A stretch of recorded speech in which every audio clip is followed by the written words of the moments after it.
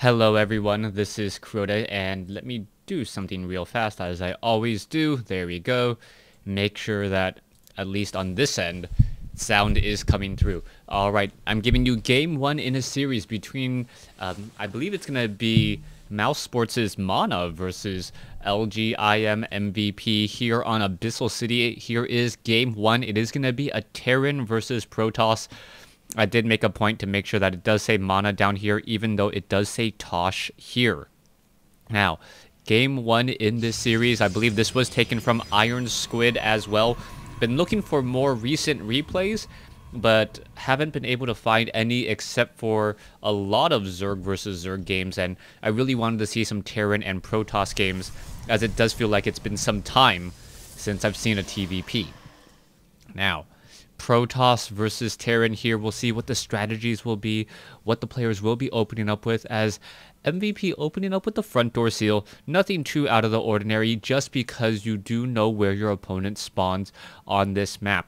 If you haven't seen this map, it is a standard 2-player map, ramp leading down to the low ground. Low ground has a rather wide natural choke point. Then there are destructible rocks leading up here, and then a secondary ramp leading here.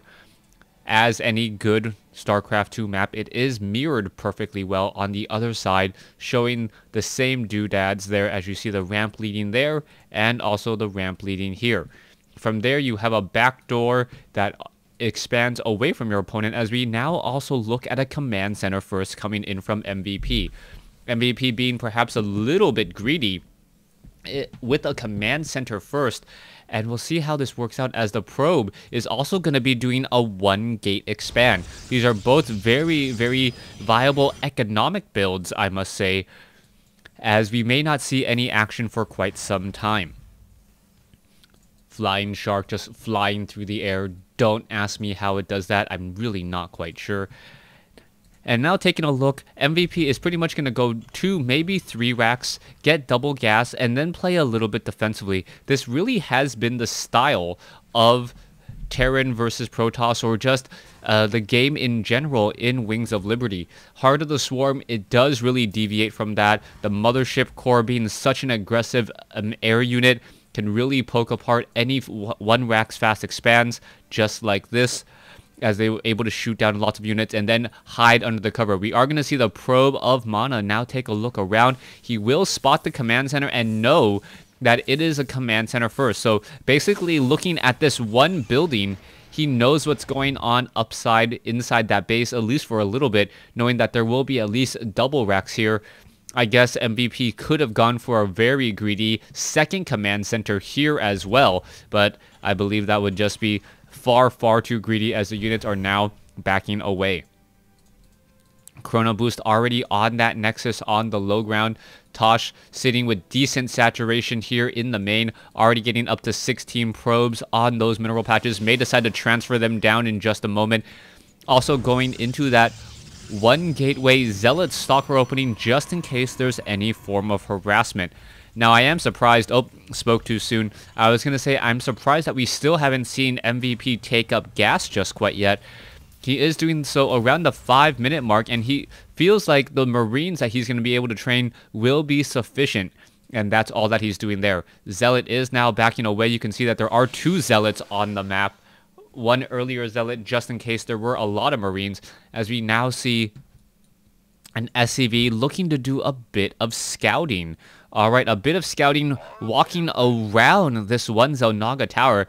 This may be because that MVP has a little bit more familiarity on this map, as the SCV is going to be heading over to the 3rd base. Now, is Mana going to be setting up a 3rd base? It looks like he will be doing that. And if MVP catches this, he may end up just moving out with Stim and trying to put down pressure, knowing that his opponent doesn't have that many production buildings. This is the problem for Mana right now. With only 1 production building, he's not going to be able to really reinforce all that well.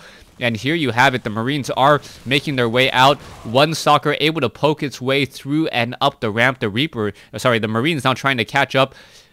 And now, oh, there you go. There's a little bit of a pause, please. There you go. As we now see a little bit of engagement back and forth. The Stalker utilizing its superior range. And now the Stalkers are engaging once again. So a little bit of a nice play there. Getting some distance, turning around, firing. Now we see that the Marines are holding a separate Xel'Naga tower. A little bit curious as to why there is a proxy pylon here. We'll have to keep track of that, as there is a probe also here as well. Apparently the hotkeys of mana not quite where they're supposed to be, and now they are set up once more. Now let's take a look. We can see that there are 5 barracks, 1 factory. Most likely will add on a reactor and also go into a starport. We do see another pylon being added here at the 1 o'clock position, and MVP is going to have a window of opportunity to really deal a lot of damage. Mana is really going to have to play a very strong defensive game, but he doesn't even have a robotics facility or a Twilight Council down to really deal AoE damage to this many Marines and Marauders. You can see the starport is being added, and also that factory is building on that reactor. Plenty of production buildings for MVP, and we are going into double reactor, triple tech lab barracks, meaning a lot of damage will be dealt in just a moment. Once those production buildings do come up online, I believe MVP is looking for a 2-base timing push. Mana wants this game to go as long as possible. Let's take a look at the army compositions. Mana does have a much higher tech army, but that will change as the research and the medevacs are being added as well. So combat shield already nearing completion, stim pack already done, concussive shells should be following up in just a moment, and we are now finally running up on 4 gas. You can see that this refinery was just placed down recently by MVP. Stalkers, sentries now holding off over here. We can see there are proxy pylons all across the map. 1 zealot still hanging around at this what I'll call 2 o'clock position, and this has got to give Mana at least some concern. He knows that his opponent is perhaps building and macroing up a larger army, as the Marines and the Marauders are now once again on the move. These destructible rocks have yet to be taken down. A probe is now going to get pulled back here, as the Stalkers and sentries are kind of in this no man's land if there is any sort of engagement. There are observers inside the base.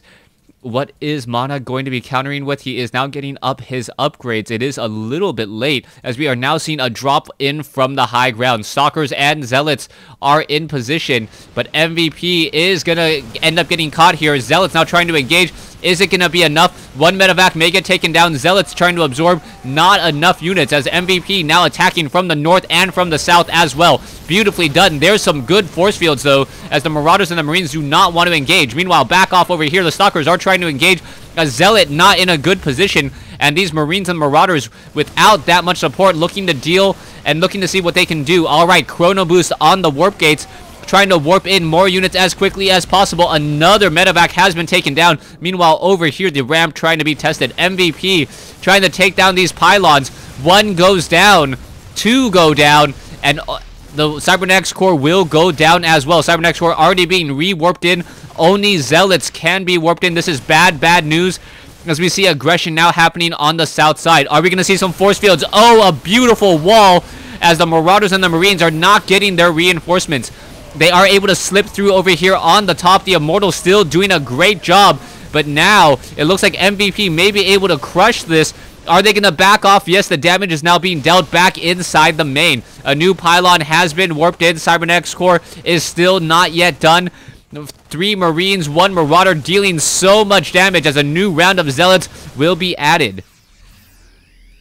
MVP looking to push right here. He does have 1/1 upgrades. This could be potentially huge, as more pylons now being warped in. Stalkers coming over to finish this off, but this does not look good. MVP with very strong positioning, doesn't even care about the force fields any longer. And MVP on 2 bases is going to crush Mana here on Abyssal City, as the Nexus will get taken down, and I believe MVP, with such a large army advantage, cannot be stopped at this point. Alright, let's See what's gonna happen here. Only one photon cannon and a couple of stalkers. All that separates these armies. Mana hoping for a last stand here, and it may be his last. Force fields now being placed down. Marauders and Marines still continuing that push. MVP just reinforcing, and that is gonna be good game. Mana losing game 1 to MVP here on Abyssal City. A 2-base timing, nicely executed. And that split prog attack was just enough. 2 medevacs inside the main base. There's this large no man's land. Not enough buildings, not enough sight. One of those situations where just a little bit more units or a little bit of static defense could have made the difference. But then static defense doesn't do very much if it's not attacking. Thanks for watching. Thanks for listening. Hope you guys enjoyed game 1. Stay tuned for game 2.